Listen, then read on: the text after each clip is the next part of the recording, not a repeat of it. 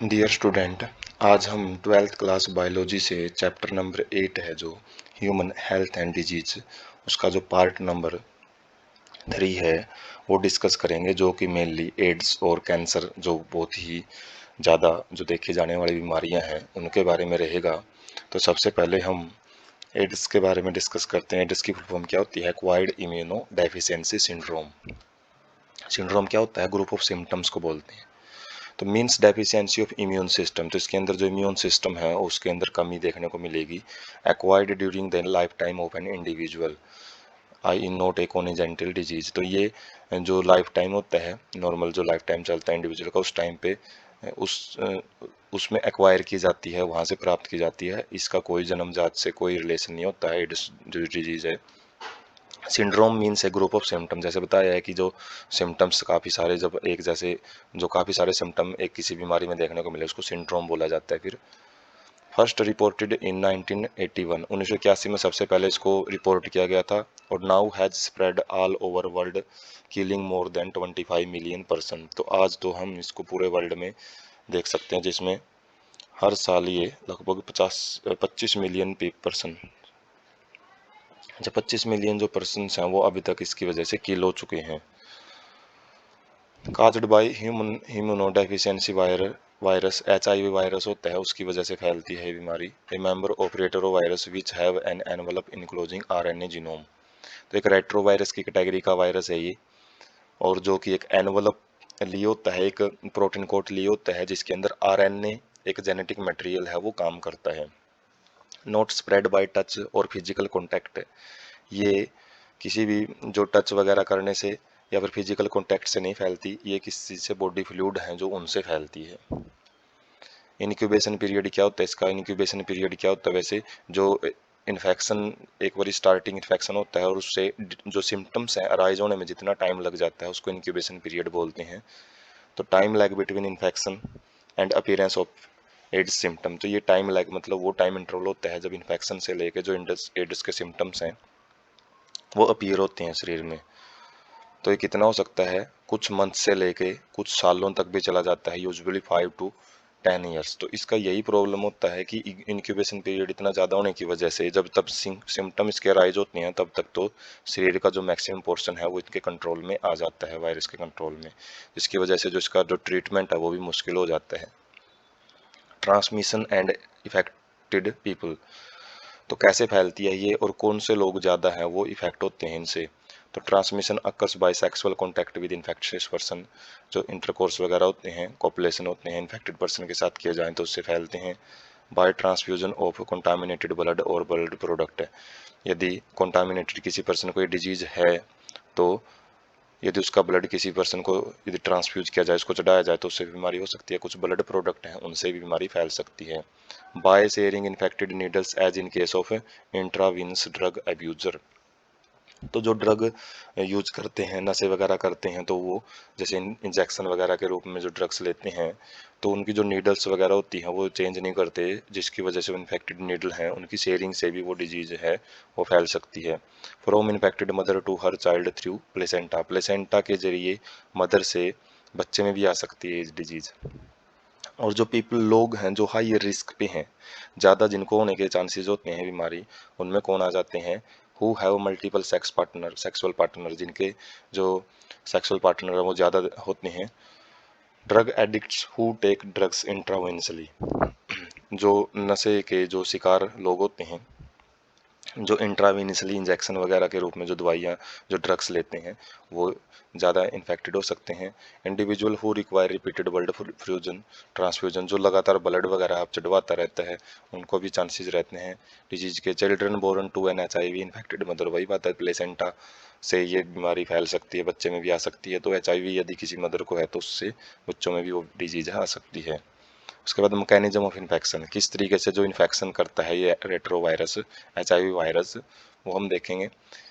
जैसे ही ये शरीर में एंटर करता है, getting into the body, virus enter into macrophages, जो स्पेशल टाइप की सेल्स होती हैं उनमें ये एंटर कर जाता है। जो RNA जीनोम है वायरस का वो रेप्लिकेट, वो कॉपी करेगा, वहाँ पे जाके अपनी कॉपी बढ़ाएगा। और to form viral DNA with help of enzyme reverse transcriptase, तो वो वायरल DNA है वो बनाता है, मतलब आरएनए से डीएनए बनेगा यहाँ पे। वैसे तो डीएनए से आरएनए बनता है, उसको ट्रांसक्रिप्शन बोलते हैं, जो हमने पढ़े पिछले चैप्टर्स में। लेकिन यहाँ पे उल्टी प्रोसेस होगी, इसके लिए इसको रिवर्स ट्रांसक्रिप्शन बोला जाता है, और ये एक एंजाइम के द्वारा की जाती है जिसको रिवर्स ट्रांसक्रिप्टेज बोला जाएगा। क्योंकि यदि कॉपी करवानी है किससे, होस्ट ऑर्गेनिज्म से, तो उसको उसका तो डीएनए है वो आरएनए में कॉपी नहीं होएगा, तो पहले ये डीएनए बनाएंगे, और जो डीएनए है वायरल डीएनए वो फिर होस्ट सेल के डीएनए के साथ मिलाया जाता है, इनकॉर्पोरेट किया जाता है उसको, और डायरेक्ट इन्फेक्टेड सेल, अब जिन भी सेल को इन्फेक्ट करेगा उनको ये एक्शन, उनको ये ज़्यादा से ज़्यादा जो वायरल पार्टिकल्स है उनको बढ़ाने के लिए कहेगा, मतलब उसकी जो मशीनरी उसको टेक ओवर कर लेता है। Macrophages continue to produce virus and act like HIV factory. जो मैक्रोफेजिज है वो ज़्यादा से ज़्यादा वायरस है वो प्रोड्यूस करती रहेगी, और वो एक एचआईवी फैक्ट्री का काम करेगी। HIV enters into helper T lymphocyte TH and replicates and produce progeny virus. तो जो एचआईवी है फिर उसके बाद ज़्यादा मल्टीप्लिकेशन करने के बाद अपनी जो संख्या है वो टी लिम्फोसाइट में बढ़ाएंगे, और ज़्यादा संख्या में वो बनते रहेंगे। जो प्रोजेनी वायरस हैं, छोटे वायरस जो बने हैं, वो फिर ब्लड के अंदर आ जाते हैं, और जिसकी वजह से अदर जो हेल्पर टी सेल हैं, टी लिम्फोसाइट्स हैं, उनको ये डैमेज करना, उनको अटैक करना शुरू कर देते हैं। और इसी रिपीटेशन की वजह से जो progressive leading to a progressive decrease in number of helper T cell, जिसकी वजह से जो हेल्पर टी सेल है जो इम्यून सिस्टम में बहुत बड़ा रोल प्ले करती है, उनकी संख्या कम होती रहेगी, और उससे जो इम्यून सिस्टम है वो भी कमज़ोर पड़ जाता है। तो उसके बाद हम डायग्राम से समझते हैं। जैसे एचआईवी वायरोन है, एक बार ये जब शरीर में एंटर करेगा तो जो न्यूक्लियो कैप्सिड, मतलब जो प्रोटीन के द्वारा कवर होता है, जिसका जो जीनोमिक आरएनए है, वो जीनोमिक आरएनए रिवर्स ट्रांसक्रिप्शन से डीएनए बनाएगा। डीएनए को फिर इंटरग्रेज के द्वारा जो न्यूक्लियस है वहाँ पे लेके जाया जाएगा। न्यूक्लियस में क्या है, जो इनकॉर्पोरेशन करवाई जाएगी। यहाँ पे जो मेन है होस्ट डीएनए है जो ब्लू कलर का, और जो रेड कलर का डीएनए है वो बाहर से आया है, और एक बार वो एंटर कर गया तो रेप्लिकेशन जैसे डीएनए में होती रहती है, जो मेन प्रोसेस है। तो इससे क्या होगा, जो बाहर वाला जो डीएनए है वायरल डीएनए वो भी कॉपी होएगा, और उसके बाद डीएनए से क्या बनेंगे, अलग अलग टाइप के जो जीन है, जो अलग अलग जीन होते हैं, उसके बाद वो प्रोटीन वगैरह बनाएंगे, आरएनए बनाएंगे, और उससे आरएनए वो काफ़ी संख्या में प्रोड्यूस करती है सेल, जिसकी वजह से काफ़ी सारे जो प्रोजेनी है वो बनती रहती है आगे, तो बडिंग से बाहर निकलते रहते हैं। तो मैक्रोफेजिज से इस प्रकार से जो इनकी कॉपी है वो बनती रहती हैं। तो ये टेक ओवर कर लेता है सेल मशीनरी को, अपने तरीके से काम करवाता है फिर उससे।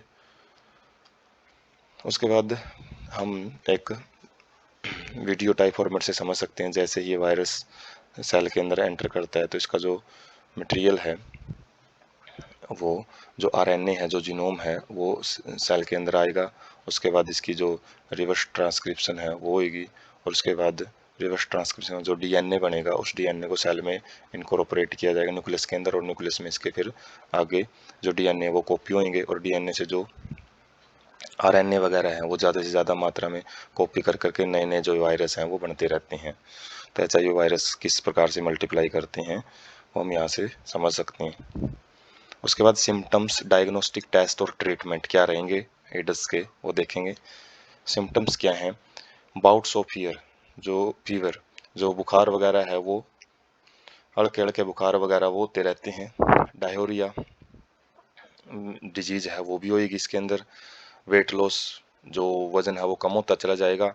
Common infection due to bacteria, mycobacterium virus, जो इन्फेक्शन नॉर्मली नहीं होते हैं शरीर में, तो कुछ जर्नल से बैक्टीरिया वगैरह हैं, वो भी बैक्टीरिया है वो काफ़ी सारे इन्फेक्शन है वो फैला सकते हैं। इवन पैरासाइट टोक्सोप्लाज्मा, तो ये कुछ नॉर्मल से पैरासाइट वगैरह होते हैं वो भी डिजीज फैला सकते हैं, इतने ज़्यादा वो कैपेबल हो जाते हैं।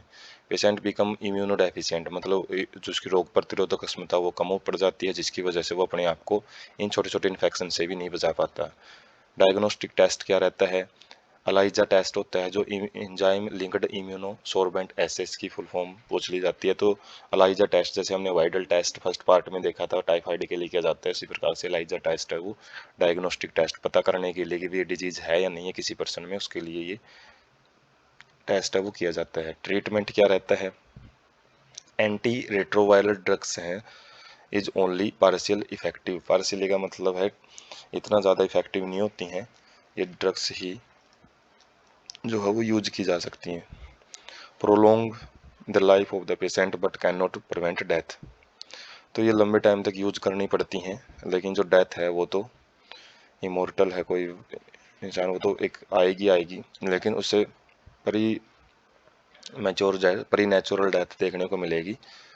उसके बाद है प्रिवेंशन ऑफ एड्स। कैसे बचाव किया जा सकता है? एड्स का कोई क्योर नहीं है, इसलिए prevention in better than cure. तो हम जैसे कहावत भी पढ़ते हैं, प्रिवेंशन से ही, कई बार प्रिवेंशन यदि बचाव करते हैं बीमारी का तो वही क्योर से बेटर है। Making blood from blood bank safe from HIV। तो जो ब्लड होता है ब्लड बैंक से ले रहे हैं तो उस टाइम पे टेस्ट वगैरह जरूर किए जाने चाहिए उनके, क्योंकि जो ब्लड डोनेशन वगैरह होता है उस टाइम पे एक बारी वैसे ही ब्लड ले लिया जाता है, उसका इतनी ज़्यादा कई बारी चांसेस रहते हैं, केयरिंग नहीं की जाती कि HIV इन्फेक्टेड है, नहीं टेस्ट वगैरह नहीं किए जाते। तो जिस टाइम ट्रांसफ्यूजन किया जाता है उस टाइम टेस्ट जरूर किए जाने चाहिए। Use of only disposable needle. जो नीडल वगैरह होती हैं जो डॉक्टर यूज़ करते हैं, सिरिंज वगैरह जो होते हैं इंजेक्शन वगैरह, तो उनके प्राइवेट हॉस्पिटल में क्लिनिक्स में इनको डिस्पोजेबल डिस्पोजेबल का मतलब है एक सिंगल टाइम यूज वाले होने चाहिए, ये एक बार यूज होते हैं इनको फेंक देना चाहिए।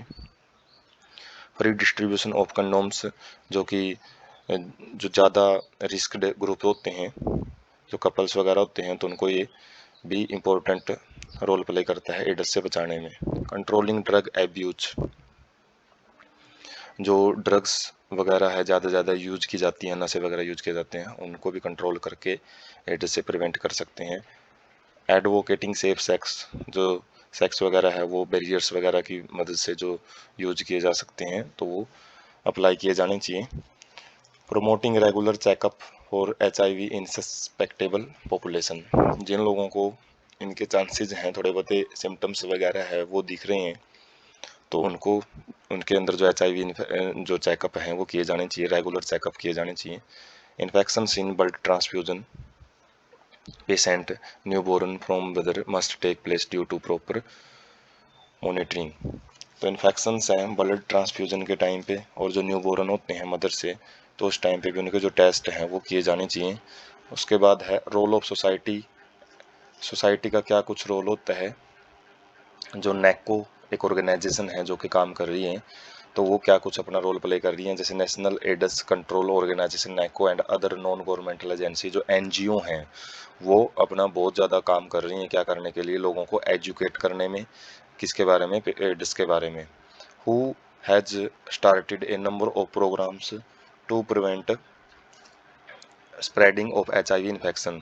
तो वर्ल्ड हेल्थ ऑर्गेनाइजेशन है, उसने भी काफ़ी प्रोग्राम्स हैं उनको स्टार्ट किए हैं ताकि जो एड्स है उससे बचाया जा सके। Infection should not be hidden because infections in spread to many more people. तो इन्फेक्शंस को हम छुपा के नहीं रखना चाहिए, जैसे इन्फेक्शन यदि किसी के है, क्योंकि वो इन्फेक्शन किसी और पर्सन को भी फैल सकता है। HIV AIDS infected people need help. तो जो जिन लोगों को बीमारी हो जाती है उनको मदद वगैरह वो की जानी चाहिए, उनको प्रति सिंपैथी वगैरह सहानुभूति वगैरह रखनी चाहिए। किसकी बजाय? कि उनको सून्ड बाय सोसाइटी से बेदखल करने की बजाय उनकी मदद की जानी चाहिए। Unless society recognize it as a problem to be dealt with in its collective manner. तो society recognize it as a problem to be dealt with in collective manner. तो जो सोसाइटी है उसको सबके मिले जुले प्रयासों से इस बीमारी को है वो निपटाने में मदद करनी चाहिए, जिस भी पर्सन की इंडिविजुअल्स की मदद की जाए। उसके बाद है कैंसर। कैंसर क्या होता है? Most dreaded disease. ये भी बहुत भयानक बीमारी है ह्यूमन बींग्स के अंदर, जो कि मेजर कारण बनती है डेथ का ऑल ओवर द ग्लोब, मतलब पूरे वर्ल्ड के अंदर। मोर देन ए बिलियन मिलियन, लाखों की संख्या में जो इंडियंस है खासकर, वो इस बीमारी से सफर रहते हैं, और large number of them die from it annually. क्योंकि इसका जो इलाज है वो भी बड़ा महंगा होता है, तो प्रॉपर इलाज ना मिलने की वजह से भी बहुत सारे जो लोग हैं वो कैंसर की वजह से दम तोड़ जाते हैं। Most intense area of research in biology and medicine, जिसकी वजह से आज के टाइम पे बहुत ज़्यादा इसके अंदर रिसर्च की जाती है, बड़ा ही हॉट टॉपिक रहता है ये। Cancer cell appears to have lost property of contact inhibition. एक कॉन्टैक्ट इनहिबिशन एक प्रॉपर्टी होती है जिसमें जो सेल हैं वो ग्रोथ करेंगी नंबर इंक्रीज करेंगी तो जैसे ही दूसरे सेल के साथ वो टच कर जाती हैं तो उसी टाइम अपनी ग्रोथ है वो रोक लेती हैं। लेकिन जो कैंसर सेल है उनके पास जो इनहिबिशन प्रॉपर्टी है वो नहीं होती, जिसकी वजह से वो अपना नंबर है वो इंक्रीज करती जाती हैं। तो कैंसर होता भी क्या है, अनकंट्रोलेबल जो ग्रोथ होती है किसी भी सेल की, उसी को कैंसर बोलते हैं। Due to continue to dividing, इसी की वजह से ये कंटिन्यू ग्रोथ करती रहती हैं और ज़्यादा जो मास ऑफ सेल हैं वो बनाती रहती हैं, जिसको ट्यूमर बोलते हैं। तो ट्यूमर दो टाइप के होते हैं mainly, benign tumour remain confined to their original location, यदि एक लोकेशन में बनती हैं तो उसी के अंदर ही रहते हैं ये और किसी एरिया में नहीं फैलते।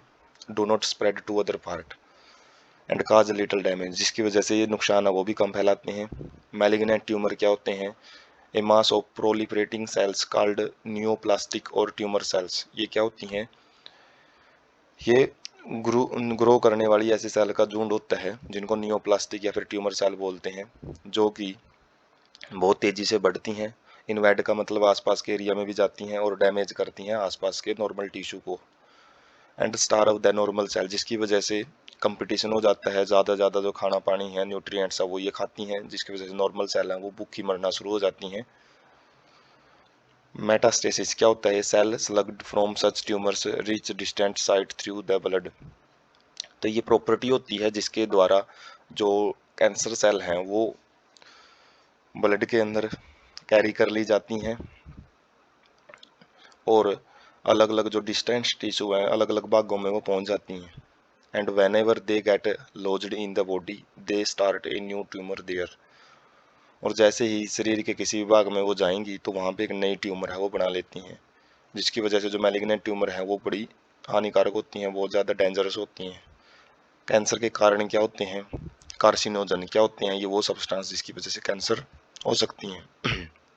तो फिजिकल, केमिकल और बायोलॉजिकल एजेंट्स हो सकते हैं ये। फिजिकल कार्सिनोजन क्या आ जाते हैं, जैसे आयनाइजिंग रेडिएशन होती हैं, जैसे x ray, gamma ray, non ionizing radiation आ जाती हैं, जैसे यूवी रेज हैं, इनकी वजह से कैंसर हो सकता है। ये क्या करती हैं, डीएनए को डैमेज कर देती हैं, लीडिंग टू नियोप्लास्टिक ट्रांसफॉर्मेशन।